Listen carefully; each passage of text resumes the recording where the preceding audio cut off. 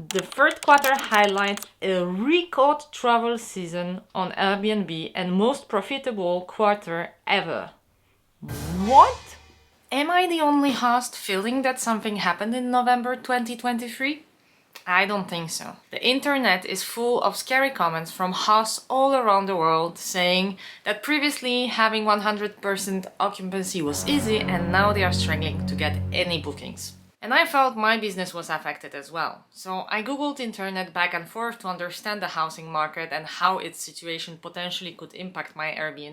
I started my analysis from looking on the situation of the Airbnb as a business company. So it seems what hosts experience is not necessarily what Airbnb company is experiencing.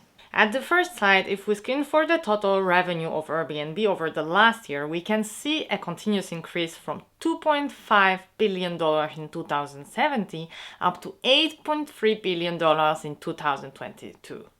That's impressive. How should we really gauge the health of this business? From a free cash flow position, right, the business is really healthy. Is there anything that changed from the host perspective in 2023? Let's check it out.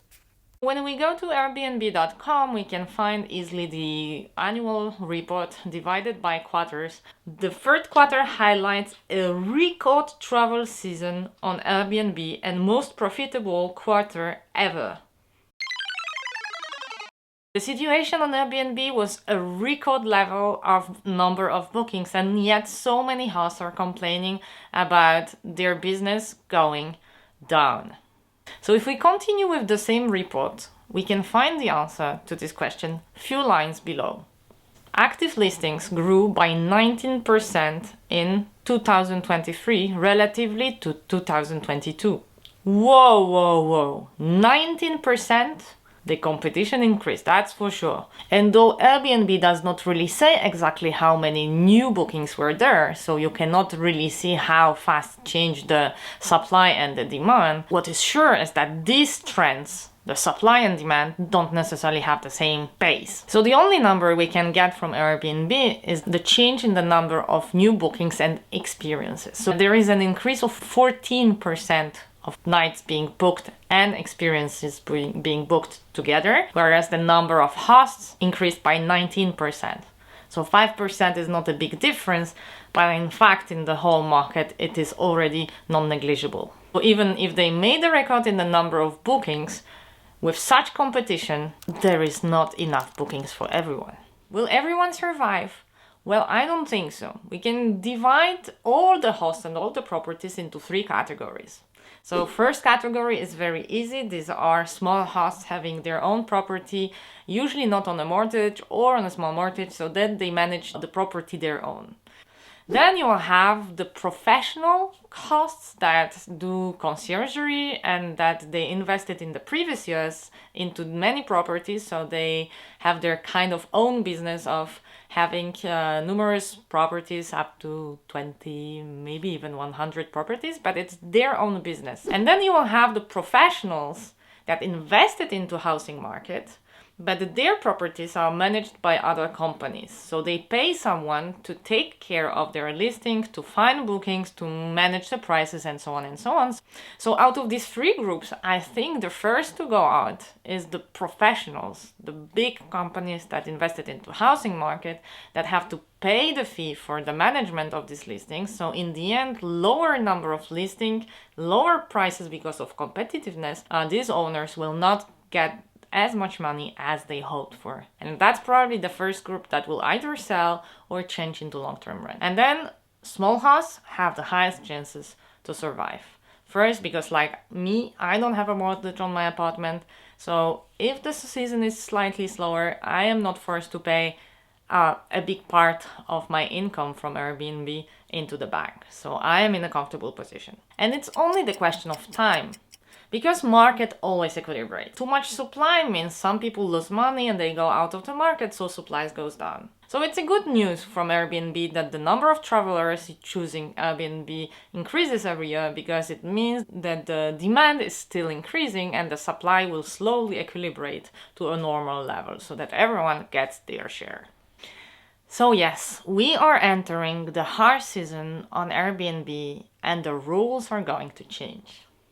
But what really happened in November 2023? Yes, it's a slow season, it's end of summer holidays, it's still before Christmas, so we can expect the number of bookings being lower.